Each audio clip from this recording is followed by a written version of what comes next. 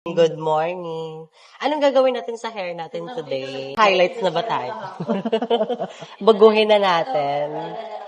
Oo, Yes. para maiba naman. Tapos sa haircut mo, anong cut natin?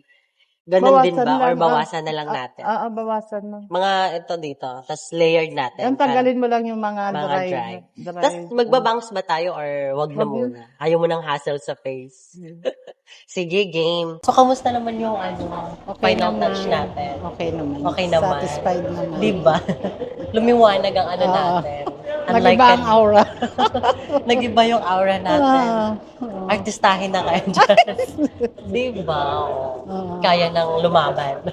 Sige. So, tapos pag yung problem mo kasi dito is mostly yung white mo. So, magbe-blend na lang siya.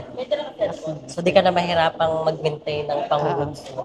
Okay. Okay. Tapos yung length natin, carry lang din, no?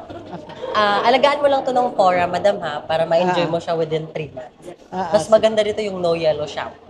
Gamitan mo yun with siguro once a week, mga ganun. Tapos after nun, gamitan mo siya ng hair mask. Kasi medyo yun, medyo maano yun sa hair after mo siyang gamitin. Sige. Thank you. O, diba?